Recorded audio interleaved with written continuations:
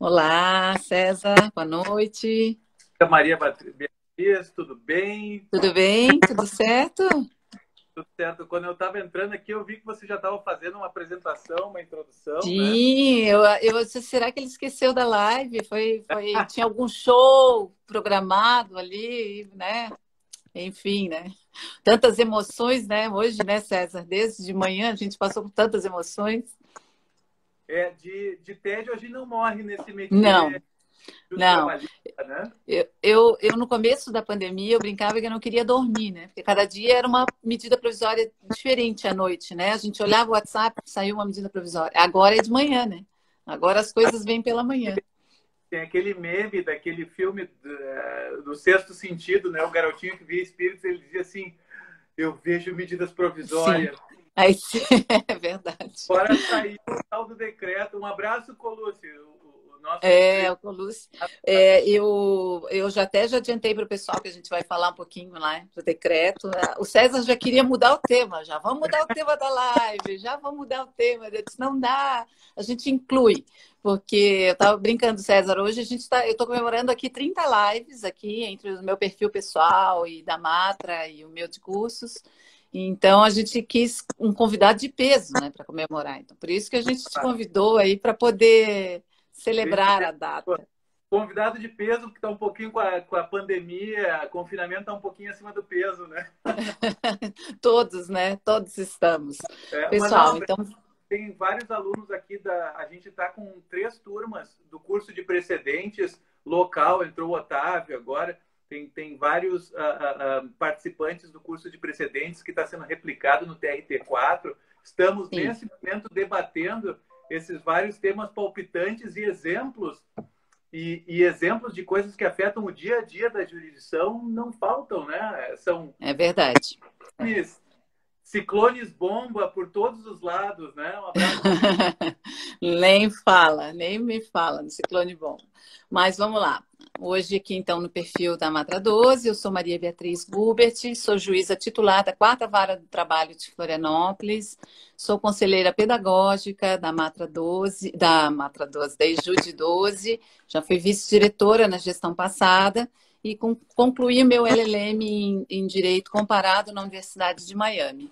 O meu convidado, né, o juiz César Zucati Fritz, é juiz do trabalho substituto no TRT da 4ª Região, Juris Doctor pela FIU, a Florida International University, conselheiro da EJUD 4, membro da Comissão de Jurisprudência do TRT da 4ª Região, conteudista e professor da ENAMAT de diversas escolas judiciais, além de autor do Manual de Práticas de Precedentes no Processo Civil e do Trabalho, pela editora LTR, e coordenador e coautor da obra Precedentes no Processo do Trabalho da editora RT, que tem a participação de grandes nomes, inclusive no Michele Tarufo, né? Marinoni.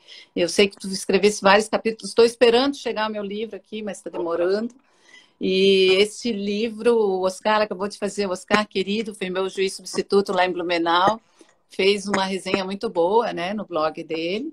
Quem agradeço, E é um Oscar. livro que o pessoal tem gostado muito, né, César? É um assunto que a gente não tem muitos autores na área trabalhista, e é um livro de peso mesmo, né? Acho que são mais de 700, 800 páginas, né? Exato, exato. Até aproveitando que você tocou no assunto, eu puxei uma via aqui para mostrar para o pessoal. É, os exemplares que eu tinha já foram todos. Agora tem que ser pelo site mesmo. Tem um cupom de desconto. A pessoa consegue comprar com 30% de desconto. Olha, é um livro que No site da Revista dos Tribunais, é isso? no site da Revista de Tribunais já está com 15%. E aí você olha no meu histórico ali do Instagram e do Facebook e tem o link do cupom de desconto. Eu Ah, acho olha que é só, que Revista dos bom. Tribunais 15 off, alguma coisa assim. Se Ah, tá. você voltar ali na minha linha do tempo, você acha o cupom de desconto. Ah, E olha, ótimo. uma É. coisa, para você tá aparecendo ao contrário o nome Aparece ao espelhado? contrário, sim. Sempre aparece ao contrário. Aham. Pois Isso aí fica como espelho, né? É assim. E, além disso, como eu sempre busco um amigo, um conhecido, para falar um pouquinho do convidado. Então, eu fui buscar no Rodrigo Trindade, que é nosso amigo em comum. E o Rodrigo falou assim de tio César, além de ser um conhecido artista das letras jurídicas, também exerce sua arte na música. Com a mesma habilidade com que maneja análises de leis, doutrinas e jurisprudências, constantemente brinda seus colegas e amigos com performances da banda Os Trabalhistas, constituída por ele e outros 2 juízes do trabalho da 4ª Região. Voz e guitarra ali são seus instrumentos de trabalho, executando canções do pop rock nacional e internacional. Inclusive, a gente ia participar de um evento juntos, né, promovido pela Faculdade MED, e o ciclone bomba me impediu, né, eu fiquei sem luz. E eu soube que foi o César fez um show e hoje ele já se habilitou, ele vai cantar um pouquinho lá no final, se der tempo para tanta coisa, né, César? Porque a gente tem uma pauta aqui, nossa. Mas, César, seja muito bem-vindo a esta live, estou muito feliz de teres aceitado o convite. Parabéns à Matra por esse projeto de lives, né? Eu cumprimento na pessoa da diretora de comunicação social, Patrícia Santana. E a palavra está contigo, César, já para as considerações iniciais, já emendo já a primeira pergunta. Eu e tu estudamos na Flórida, né? Já fizemos assim como juízes. Eu fiz o LLM na Universidade de Miami e tu fizeste o Juris Doctor, que é o curso de Direito, aqui explicando para o pessoal, na FIU. Para mim, eu entendi como muito importante essa experiência assim, na minha vida profissional, né? Além de estudar num país estrangeiro, de ter uma visão de fora, né? Do meu papel no judiciário. Eu voltei uma juíza muito diferente daquela que foi estudar lá. E fora o aspecto de que a gente volta a ser estudante, né? Numa universidade diferente, uma universidade americana, com método socrático, que é exatamente aquilo que a gente vê quer dizer, não é aquilo, é pior, né, César? É muito pior do que aquilo. Mas para mim foi uma experiência única. Eu conto como um divisor de águas no meu período de magistrada, de antes e depois, tá? O meu master foi em métodos alternativos de solução de conflitos, né? E eu voltei com uma juíza muito mais conciliadora, pacificadora, que antes eu era muito sentenciante. E tu, como é que foi a tua experiência lá na FIU? Conta para nós. Olha só, branqueei os cabelos depois. Acredito. Foi uma experiência intensa. Eu, na época, eu estava sondando uns 2, 3 anos antes. Inclusive, eu fui lá na Universidade de Miami, são uns 10 quilômetros de distância, e eu estava na dúvida o que eu ia fazer. E eu acabei decidindo pelo Juris Doctor, porque ele dá uma experiência completa. Eu queria fazer uma investigação do sistema americano. Eu achei que o LLM, que é o mestrado, ele é muito bom. Agora, como eu estava querendo garimpar no sistema americano, aquilo que tantos dos nossos colegas, advogados, juízes, foram pesquisar e desenvolver sua carreira acadêmica trazendo o direito comparado europeu, muitos dos nossos colegas trouxeram valiosíssimas contribuições, principalmente Portugal, Espanha, Itália, também muitos no direito constitucional alemão, né, no direito civil, responsabilidade francês, mas eu sinto que essa questão do common law, civil law, sempre foi um tabu e muito poucos tinham ido buscar justamente nos sistemas que são diferentes. E a gente nota que, eu acho que eu não tive essa ideia sozinho, nos últimos anos, no processo civil, os estudiosos do processo civil têm trazido muita coisa de lá. A gente vê, fora os importes mais antigos, já do direito constitucional, porque nós formamos a nossa república e tentamos inicialmente espelhar no sistema deles. Eu vejo que recentemente, questão de case management, né? Questão de negócio jurídico processual, agora falam em desjudicialização da prova. O que é isso? Eu estou, nesse momento, escrevendo um livro sobre processo civil americano. Já está 70%. Quero chegar lá. Aparecem projetos antes, né? Sim. E ultimamente, né? Aparecem projetos diários, né? mas eu quero terminar esse ano ainda e publicar, porque eu acho que nós, bebendo em fontes diferentes, é que a gente pode, olhando para algo que é muito diferente, a gente entender melhor o nosso sistema. Sim, principalmente o Discovery, né, César? Que é tão diferente. Assim, outro dia eu falei numa live com o Antônio Humberto, né, o Discovery de poder ser feito o que é a grande desconfiança hoje das audiências de instrução? Os advogados estão com medo, vai fazer no escritório, né? Vai estar lá a testemunha, e isso lá é feito. Né? O juiz, na realidade, participa muito pouco dessa produção de prova. Né? Então tem mais um árbitro, né? Sim, sim, sim. Eles têm total liberdade nessa produção da prova, né? É muito curioso. Muito curioso. Claro, daí tem aquelas peculiaridades que o processo lá é bifurcado entre fase pre-trial e a fase trial. A fase de preparação para o trial, que é o julgamento propriamente dito na frente da pessoa ou do conjunto, ou vai ser o júri, ou vai ser o próprio juiz monocrático que vai decidir quanto aos fatos. E essa dicotomia entre a prova, que é essa preparatória, pre-trial, que é feita extrajudicialmente, e aquilo que vai ser efetivamente filtrado para ser apresentado para o julgador final, isso torna o processo americano muito diferente e muito interessante, né? Sim. Eles são capazes de escutar, por exemplo, uma testemunha nessa prova desjudicializada por até 8 horas. Não Sim. tem mentira que sobreviva e você ouvindo a testemunha por 1, por 2, por 3 horas. Nossa, sabe, o meu marido advoga lá, César. Ele é Foreign Legal Consultant pela Flórida, pela Suprema Corte da Flórida. E aí, vez por outra, ele está aqui no Brasil e aí está fazendo, né, orientando por telefone. E outro dia foi 6, 7 horas. A gente já não aguentava aqui em casa, né? Eu imagino agora, uma testemunha. Uma coisa muito interessante da gente mergulhar no sistema é que a gente vê também não apenas o que nos trazem pronto e que comentam, a gente vê as outras circunstâncias ao redor que fazem funcionar. Por exemplo, lá, por que essa prova vai funcionar desjudicializada? Porque a pessoa faz sob juramento de... Aí que tá. E a cadeia para... Aqui eu nunca ouvi falar de uma testemunha presa por... prenderam... Eu tive um caso. A minha testemunha foi, eu acho que um caso inédito no Brasil. Eu coloco isso no átrio das varas onde eu passo. A testemunha foi presa. Ela firmou lá um termo de compromisso, não cumpriu de entregas de cestas básicas, depois foi presa por falso testemunho. Mas assim... Roberto Braga, que entrou agora... É raríssimo, né? Claro. Raríssimo. Daí o que acontece? Se eu vou desjudicializar a prova, eu também... até eu gosto de citar o filme do Homem-Aranha, né? Que eles dizem que grandes poderes vêm com grandes responsabilidades. O advogado lá, ele tem o poder, inclusive, de subpoena, sob pena, subpoena. O advogado pode intimar pessoas e coisas.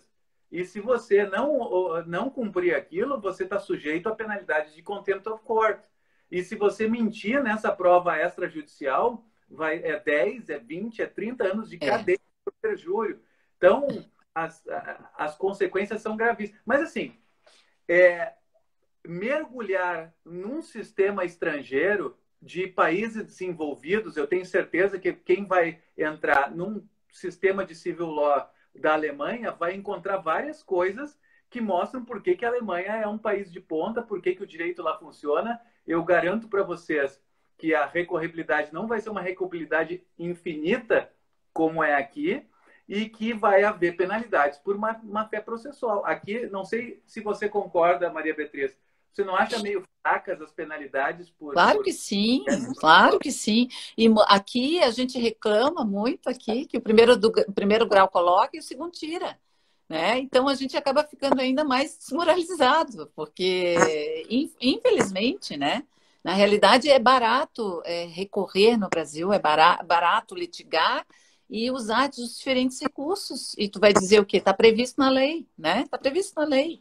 Como dizem, não dá nada e se der, dá bem pouquinho. As consequências foi pego, enquanto que lá, se você for pego, as consequências são implacáveis.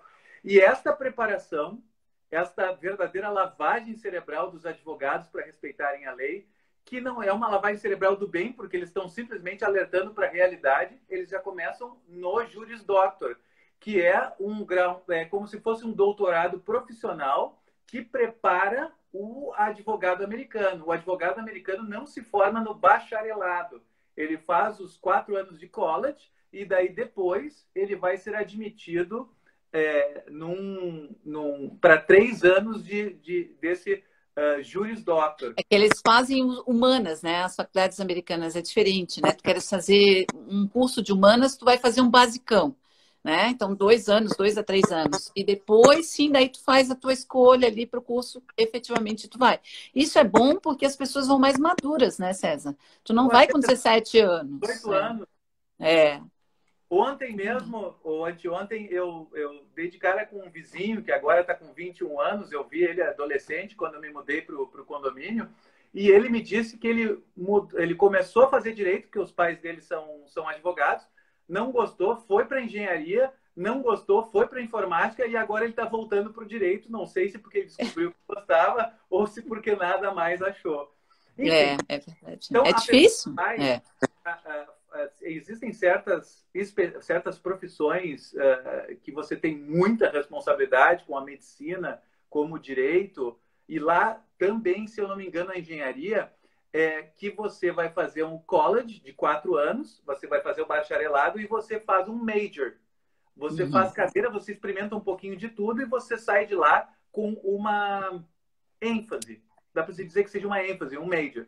Sim. Aí você tem um currículo e você vai usar para o direito chama-se LSAT, Law School Admission Test, tá? Que ele é aplicado nos Estados Unidos, Canadá e em vários países do mundo.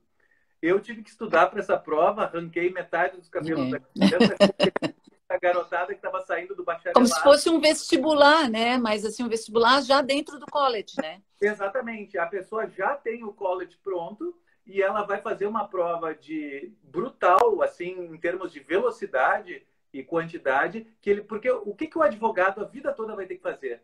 Ele vai ter que ter um olho lógico, quase matemático, para compreender, decompor os comandos legais e fazer a argumentação jurídica, e ele vai ter que ler muito e ter uma compreensão de texto muito forte. Então, assim, eles não vão te perguntar sobre outras matérias. Isso já passou, você está entrando para um ensino profissional, uma profissão de ponta. Então, é só lógica, questões que envolvem interpretação de texto e lógica, só que uma quantidade brutal. Eles testam se você vai sobreviver ao ensino jurídico. Então, aqueles que sobrevivem ao LSAT ficam com um ranking. E você tem o ranking do college que você fez e as notas que você teve durante toda a sua vida no bacharelado. E aí isso vai te dar uma admissão para as universidades mais top dos Estados Unidos, mas assim, são só 200 faculdades de direito no país todo. Então, entrar na faculdade de direito, você já é um vencedor, porque elas são muito elitistas. São poucas, né? E são caras, né, César? E é caro, né? É caro. É caro. Depois, claro, se o aluno é muito bom e ele demonstrar essa proficiência durante o curso, ele pode se habilitar para bolsas e tudo mais. Mas entrar é caro, né? É bem caro. E aí, lá dentro, você pensa, bom, eu entrei, meus problemas estão todos resolvidos. Acabaram. Sabe de nada, inocente. Eu não sabe de nada. Bom, no Juris Doctor, o primeiro ano as cadeiras são fixas.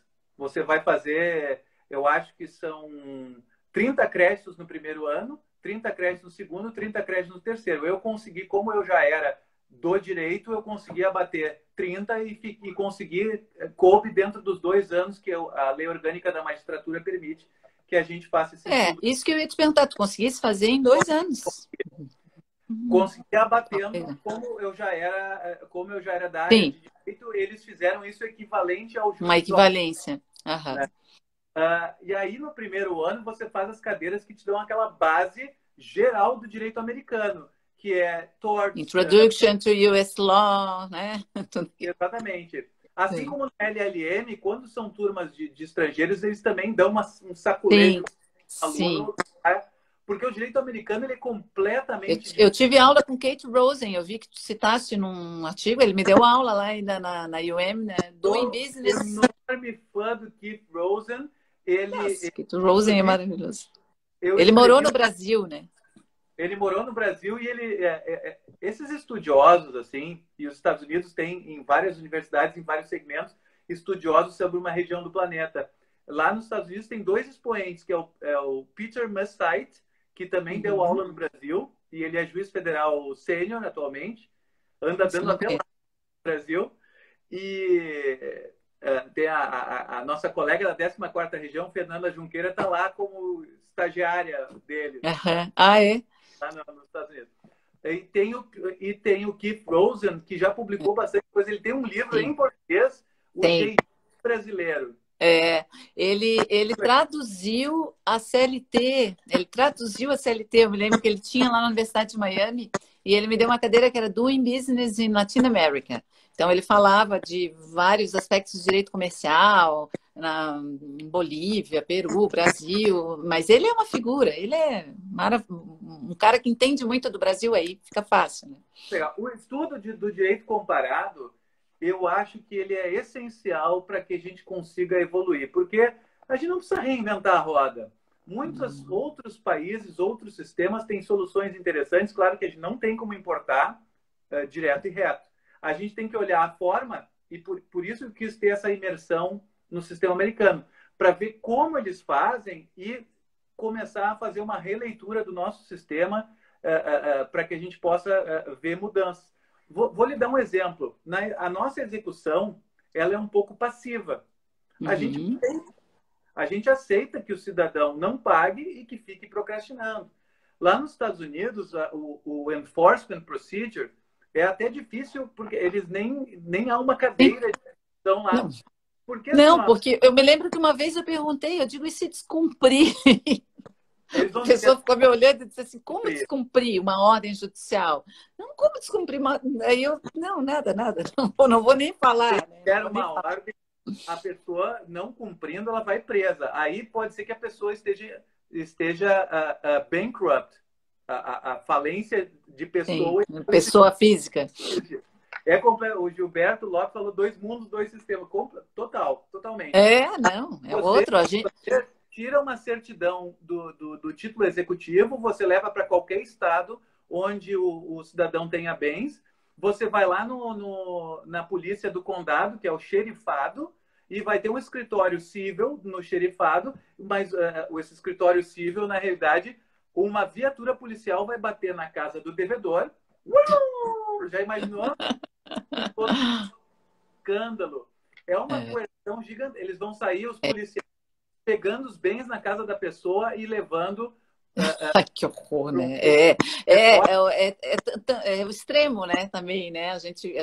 E assim, César, o que me aconteceu era assim: eu já era juíza, né? E as universidades americanas, elas formam advogados, né? Tu tens a cultura do litígio, de pensar como advogado. E aquilo eu tive uma grande dificuldade. Eu me lembro que eu tive uma cadeira que era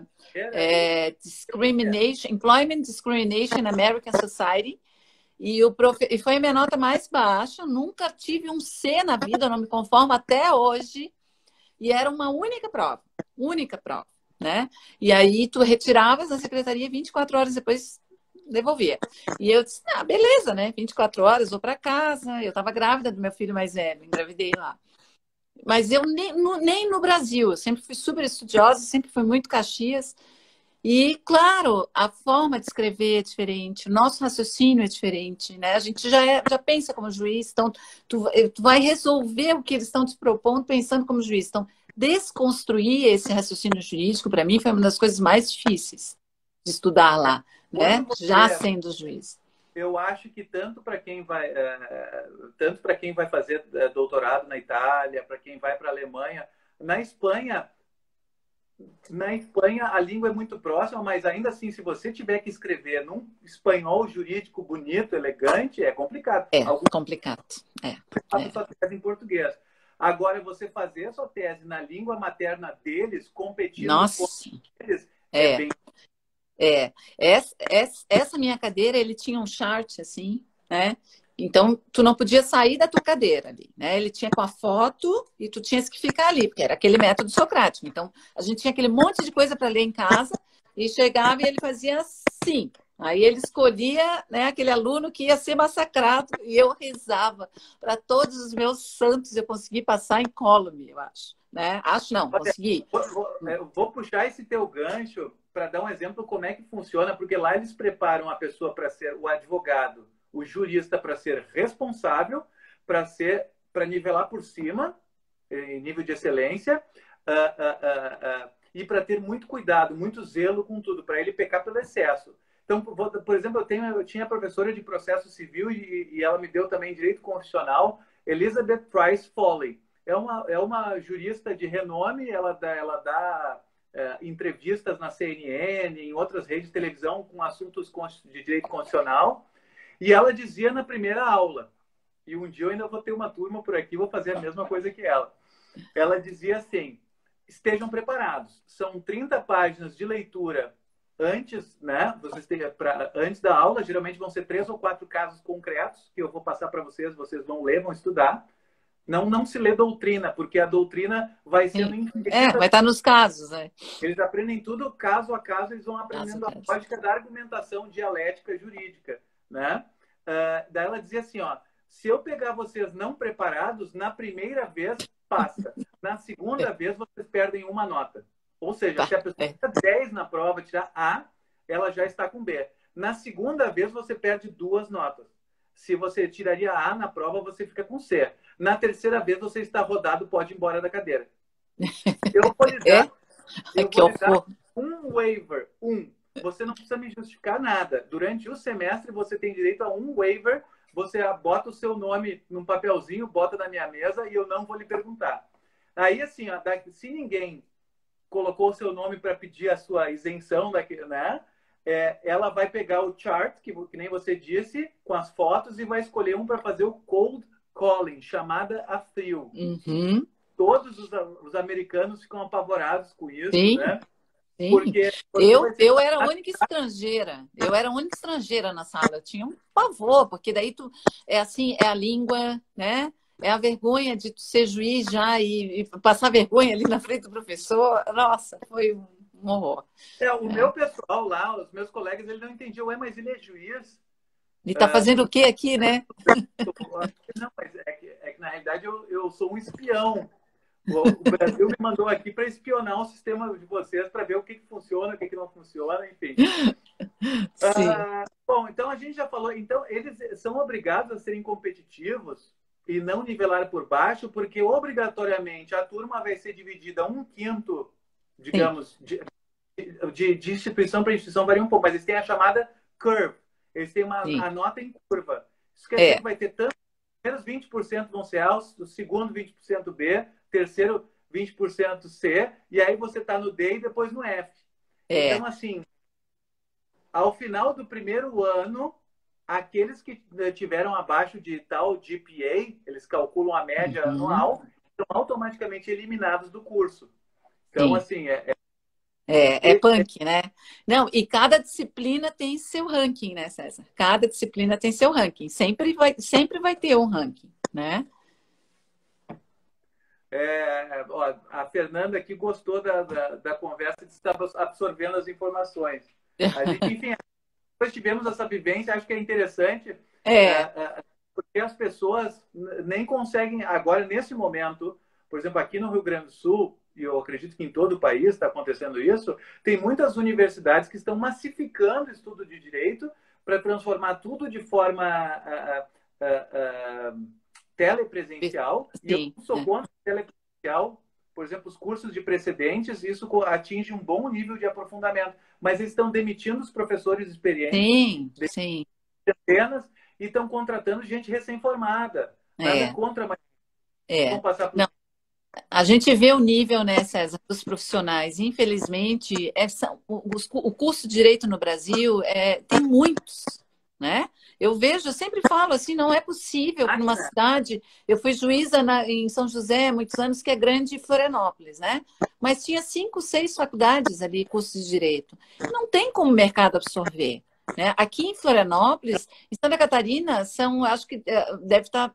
perto de 60 mil, eu acho, advogados inscritos, né? Só em Florianópolis são 10 mil. Então, quer dizer, quase 20% está aqui na capital, É muita gente, né? E Então aí, você tem que. o gancho, É, olha só, lá tem, eles mantêm, eu sei que no Japão, por exemplo, eles mantêm um nível muito inferior, porque eles querem, é uma cultura de não litigiosidade. Então, um método deles é manter pouquíssimas faculdades de direito no país inteiro, seleção nível alto, né? Nos Estados sim, Unidos não são tão poucas, são 200, mas ainda assim muito menos que no é, Brasil. sim, Eles tu querem tá- ter é, profissão com alto padrão, o advogado que saiba o que está fazendo, até porque as punições são muito tu vê que drásticas. Miami, né, que é uma cidade grande, tem duas, né? A Universidade de Miami e a FIU, só. Né? Só. Então, se a gente pensar assim, em termos de tamanho, em termos de população, é pouco. Uma coisa interessante, César, que eu acho também, de repente, saindo um pouquinho do ensino jurídico, é a questão da responsabilidade dos advogados, que tu já mencionasse, e do papel da OAB de lá, né? O bar deles, né? Que eles podem, um juiz de primeiro grau pode desbar, né? Um advogado por um período X. Ou seja, ele pode suspender o advogado ou por um período tanto. Eu me lembro que eu assisti uma vez, fui com meu marido numa corte daquelas, era multa de trânsito, né? E aí, aquela coisa simples, tal. E aí ele chamou o advogado tal. Não, o advogado tal não estava. Daí estava o sócio disse, ele está no Japão. Japão, ele tinha que se apresentar hoje. Eu mandei ele se apresentar hoje. Pega o telefone, pegou o telefone e disse assim: ó, tens 24 horas para se apresentar aqui na minha frente, sob pena de ser disbarred por, sei lá, por 3 meses ou 4 meses. Eu fiquei chocada. Eu digo assim: meu Deus, que E poder! até porque eles têm o State Bar e eles também têm o Court Bar. Quer dizer, eles têm um credenciamento separado para te habilitar a advogar. Você tendo a OAB no seu estado, não quer dizer que você vai poder Em outro. advogar pelo recursal. Você Sim, pode fazer as sim. coisas no grau, As mas cortes federais, né? se você mancar, se por exemplo assim, ó, os briefs, os appeal briefs, eles têm uns requisitos formais, certo? Se você vier com appeal briefs reiteradamente fora do padrão que eles exigem, em termos de fonte, em termos de número de páginas, em termos de objetividade, não pode ser uma coisa que faça o juiz perder tempo. Eles podem dar um gancho no advogado lá de 2, 3 meses, ou mesmo excluir Sim, de advogar naquela corte. E, por sim. exemplo, advogar perante a Suprema Corte Estadual e muito mais perante a Suprema Corte Federal, são pouquíssimos advogados que já em final de carreira que eles aceitam, né? Tem que ter um altíssimo nível. É, Eu é, tem assunto, né? tem. Na realidade, sim, César, eu acho que a gente já está, começamos, já quase 40 minutos, né? A gente tinha combinado meia hora. Tá. Mas eu acho assim, ó, em resumo, né? Talvez resumindo, o bom da gente estudar numa universidade americana, eu me senti assim muito valorizada ao final. Eu não, eu sabia que tinha essa questão do mérito, a gente vai acompanhando o ranking por disciplina, mas eu tive 3 diplomas que depois chegaram no Brasil de primeiro lugar, assim, né? Em cadeiras, workshops. E isso é uma satisfação, assim, de saber assim, pô, eu fui a primeira daquela turma, e aí tu tem o diplominha, o diplomão, né? Do Competindo professor contra e do Tim. americanos, né? Na língua E, deles. e do reitor, né? Também. Então vem aquela coisa bonita, assim. Então a gente se sente muito valorizado. Isso é muito bacana, porque a gente tem uma cultura no Brasil do bom aluno ser o CDF, né? O próprio nome já desmerece. Então, o bom Olha aluno, só, é aquele, ele é nerd, ele é o da primeira, não, legal, cool, é ser da turma do fundão, né? agora, olha, a turma do fundão lá vai ser chamada, sabe do quê? Não vai chamada de cool, vai ser chamada de loser, Ah, perdedor. sim, Lúcia, Inclusive, exatamente, vai ser eliminado. É, é. e Mas isso eu acho bacana, a valorização de quem se esforça, de quem. Eu me lembro que eu já era juíza, e no final, assim, quando estava acabando o LLM, tinha um professor que gostava, ele era da Universidade de Stanford, era professor visitante, e me deu várias cadeiras de mediação, de arbitragem, e me fez traduzir uma sentença do português para o inglês, porque era uma. Ele dizia, ele defendia, ele era homossexual, que apenas juízes homossexuais poderiam mediar conflitos de homossexuais. E eu dizia para ele que não, que eu tive um caso de vínculo de emprego no Brasil, em que eu constatei ao longo do processo que eles eram namorados. E aí eu indeferi o vínculo e entendi que era equiparada, era uma relação afetiva equiparada a um casamento. Ele achou o máximo, isso em 98, né, há 20 anos atrás, mais de 20 anos. Me fez traduzir a Então, sentença havia para o inglês. coordenação, havia uma parceria Sim, era uma parceria. Como eles terminaram a relação, aí ele resolveu entrar pedindo vínculo. E então eu debatia muito com ele, sabe? Então era muito interessante isso, porque a gente, como juiz, já tinha uma outra visão, né? Mas assim, eu me choquei em muitas coisas, em muitos casos, porque a gente tem um direito muito protetivo, a gente tem relações de trabalho diversas, né? Algumas decisões são chocantes, porque É, são muito sim. pro-business, muito É. pro-business. Agora, Sim, é aquela coisa de não se meter, né? Vamos, o judiciário, vamos deixar o mercado agir, né? agora, para quem acha que é um paraíso, eu até escrevi um artigo sobre isso, eu usei uma imagem do Adão e Eva no paraíso para quem acha que é um paraíso de desregulamentação, a legislação trabalhista é complexa, É complexa, é passa. parceiros da empresa de compliance para poder Uhum. cumprir as normas trabalhistas, as penalidades, tem muita class action trabalhista, questão de discriminação, e A tem gente várias pode ver a própria questão do Uber, né, César? Olha só, na Califórnia, a Califórnia entendeu que é vínculo. Então, quer Exato. dizer, então a gente acha que tem isso nesse ideário neoliberal. Os Estados Unidos é paraíso, não tem justiça do Outra trabalho. coisa, Não tem, mas ela tem leis muito fortes. Como? outra coisa, aqui estão desmanchando, desmancharam o Ministério do Trabalho e estão É. sufocando a fiscalização do trabalho. Lá existem milhares, até assisti uma live do João Renda, que eu vou fazer uma live com ele lá do Rio de Janeiro, juiz do Rio de Janeiro, que estudou nos Estados Unidos também, e fez uma pesquisa de números, assim, a quantidade de fiscais do trabalho espalhados pelas várias agências governamentais, tem OSHA, tem que é segurança, tem EEOC, tem o pessoal do Family Act, tem a questão de wages and hours, o pagamento de horas extras e de salário, Uhum. especializações em órgãos separados ligados ao Department of Labor. Gente, é para lá, acho que tem mais de 3 mil fiscais. Olha só. O próprio OSHA eu tenho utilizado, a gente fez aqui um simpósio da Escola Judicial, através de vídeos, até quem tiver interesse, estão disponíveis na página de Jude 12 no YouTube. E a minha parte era a responsabilidade civil trabalhista do empregador, e eu utilizei, eu tinha visto uma live com o Ney Maranhão e ele tinha falado dessa pirâmide do OSHA. E é a pirâmide que qualifica mesmo para a gente até utilizar aqui no Brasil, em termos de como saber o risco, né, da atividade do empregador, se é muito alto, se é alto, para saber da contaminação, né, da Covid. Então, a gente tem muita coisa que a gente pode se abeberar